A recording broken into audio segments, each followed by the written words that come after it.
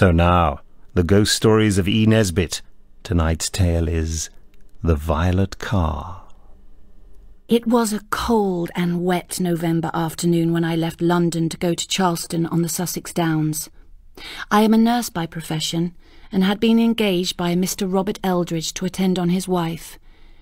It was, he had explained, a mental case. By the time the station fly dropped me off at the house, it was early evening. The wind drove the rain almost horizontally, but although the lights glowed from curtained windows, there was no other sign of life. I felt for the knocker and rapped smartly. A bolt ground back, a key turned, and framed in the doorway were two expectant but rather anxious faces, which I took to be those of my new employer and his wife. "Come in. Oh, come in," said Mrs. Eldridge. I went in, blinking at the light. Mr. Eldridge called a servant, and between them they carried my box upstairs. Mrs. Eldridge took my arm and led me into a low, square, but homely room. In the lamplight, I turned to look at her. She was small and thin. Her hair, her face, and her hands were of the same tint of greyish-yellow. "Oh, I am so glad you've come," she said very softly. "I hope I shall be able to make you comfortable." She had a gentle, urgent way of speaking that was very winning. "I'm sure I shall be very comfortable," I said, "but it is I that am to take care of you. Have you been ill long?" "It's not me that's ill, really," she said. "It's him." "I see," said I. "One must never contradict them. It only aggravates their disorder." "The reason—" she was beginning, when his foot sounded on the stairs and she fluttered off to get candles and hot water. He came in and shut the door, a fair, bearded, elderly man, quite ordinary. "You'll take care of her," he said. "I don't want her to get talking to people. She fancies things." "What form do the illusions take?" I asked prosaically. "She thinks I'm mad," he said, "and she can't hear things that I can hear, see things that I can see, and she can't smell things." After I'd been in the house a few days, life at the farm started to come into focus, as strange surroundings do after a while. Mr. and Mrs. Eldridge seemed to be very fond of each other, but they had a way of showing this fondness that told that they had known sorrow and had borne it together. Morning found them fairly cheerful, but after dinner, taken early, they seemed to grow more and more depressed. Just as dusk was falling, they always went for a walk together across the downs towards the sea. They invariably returned from this walk pale and dejected. Sometimes Mrs. Eldridge would cry afterwards alone in their bedroom, while he shut himself up in the little room they called the office. After supper, they always made an effort to be cheerful. But I observed in Mrs. Eldridge no sign of mental derangement, save in the persistent belief that her husband was deranged. "I ought not to stay," I said to her one afternoon as we stood at the open door. It was February now, and the snowdrops were thick in tufts beside the flagged path. "You are quite well, both of you. I oughtn't to be taking your money and doing nothing for it." "You're doing everything," she said. "You don't know how much you're doing." After a very long pause, she said very quietly and distinctly, "He sees things that no one else sees, and hears things that no one else hears, and smells things that you can't smell if you're standing there beside him." I remembered with a sudden smile his words to me on the morning of my arrival. "She can't see or hear or smell." Her voice was so sane, so sweet. It came to me all of a sudden that I did not know to which of the two I owed my service. "Have you any idea why?" I asked her. She caught at my arm. "Our daughter Bessie was killed by a motor," she said. "Of course, they said it was an accident. The motor was a violet colour. They go into mourning for queens with violet, don't they?" she added. "And my Bessie, she was a queen. So that was all right, wasn't it?" I told myself now that I saw that the woman was not normal, and I saw why. It was grief that had turned her brain. One evening, I was walking on the downs high above the English Channel.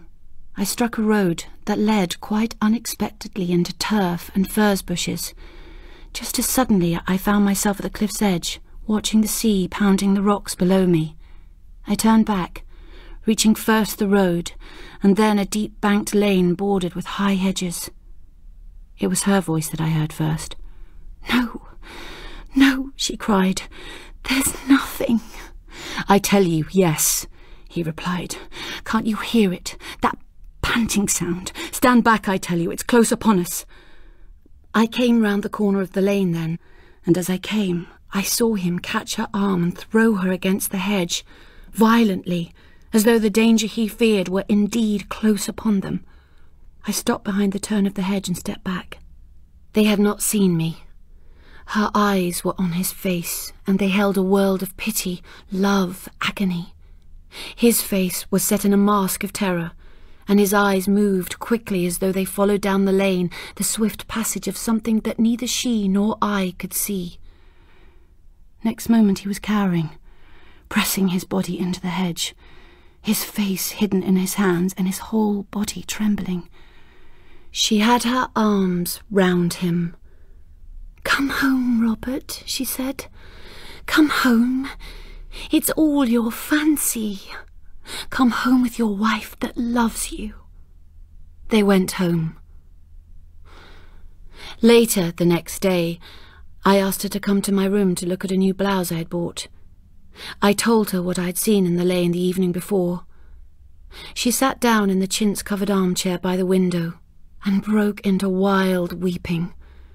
I stood by her and soothed her as well as I could. "It's a comfort to know," she said at last. "I haven't known what to believe. Many a time lately I've wondered whether, after all, it could be me that was mad, like he said. It's the violet-coloured car he sees, the one that killed our Bessie. Every day up there in the lane, he says he hears it, and that he smells the petrol. And you can see he hears it, and you can see he sees it. It haunts him as if it was a ghost. You see, it was he that picked her up after the car went over her. He saw her just as they had left her, lying in the dust. But there was a judgment on them. The very night of the funeral, that violet car went over the cliff, dashed to pieces every soul in it. There's my old man calling. Oh, poor old dear. He wants me to go out with him." She went, all in a hurry, and in her hurry slipped on the stairs and twisted her ankle. It all happened in a minute, and it was a bad sprain. When I had bound it up, and she was on the sofa, she looked at him, standing as if he were undecided, staring out at the window with his cap in his hand, and then she looked at me. "Mr. Eldridge, mustn't Mrs. walk?" she said. "You go with him, my dear. A breath of air will do you good." As soon as we got outside the house, I tackled him. "Tell me about the violet car," I said, full of that importance, that conscious competence that one feels in the presence of other people's troubles. He looked at me. "I will tell you, by God," he said. "I couldn't tell her, but I can tell you, without losing my soul more than it's lost already. The man that killed my girl was new down here, and he hadn't any eyes or ears, or he'd have known me, seeing we'd been face to face at the inquest. And you'd have thought he'd have stayed at home that one day, with the blinds drawn down, but not he. He was swirling and swivelling all about the country in his cursed car, the very time we were burying her. And at dusk, there was a mist coming up. He comes up behind me in this very lane, and I stood back, and he pulls up, and he calls out with his damned lights full in my face. 'Can you tell me the way to Hexham, my man?' says he. I didn't mean to do it, but before I knew anything I'd said it. Straight ahead, keep straight ahead. Then he was off. I ran after him to try to stop him, but what's the use of running after a car? And he kept straight on, down the lane, through the furze, and then right over the cliff. And every day since then, The car comes by, the car that nobody can see but me, and it keeps straight on. "Mr. Eldridge," I said, "you should go back home to be with your wife. She has a bad sprain. She needs you." "No," he said earnestly. "Somebody has to see that car every day as long as I live. Then I should be the one to see it tonight." "No," he repeated. "I'm the only person who deserves to see it." I argued with him, and I put all my will and all my energy into my persuasions until suddenly, like a door that you've been trying to open and that has resisted every key until the last one, he gave way. Yes, I should go to the lane, and he would go back home. I stood in the deepening dusk, looking up towards the downs and the sea. There were pale stars. Everything was very still. I turned to look back down the lane, only to see that he had not gone back home, but had followed me. He was standing a dozen yards away, with his face turned from me toward a violet car that was shooting up the lane. I crushed myself back into the crackling bare hedge.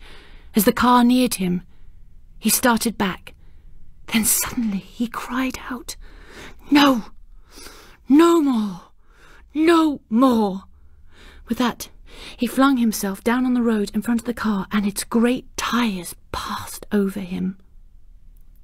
I got to him and got his head up. He was dead. I went to a cottage where a labourer was having tea. He got some men and a hurdle.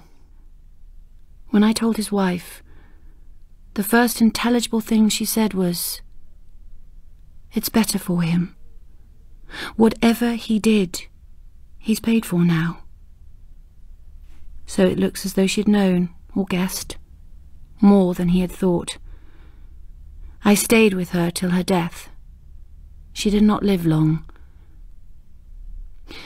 You think perhaps that the old man was knocked down and killed by a real motor, which happened to come that way of all ways, at that hour of all hours, and happened to be of all colours, violet. Well, a real motor leaves its mark on you where it kills you. But when I lifted up that old man's head from the road, there was no mark on him, no blood, no broken bones. His hair was not disordered, nor his dress. There was not even a speck of mud on him, except where he had touched the road in falling. There were no tyre marks in the mud. The motor car that killed him came and went like a shadow. As he threw himself down, it swerved a little so that both its wheels should go over him. He died, the doctor said, of heart failure. I am the only person to know that he was killed by a violet car, which, having killed him, went noiselessly away towards the sea. What's more, there was no one in that car. It was just a violet car that moved along the lanes, swiftly, silently, and empty. Charlotte Emerson was reading The Violet Car by E. Nesbit, abridged by Roy Apps. It was produced by Celia de Wolfe and was a peer production for BBC Radio 4 Extra.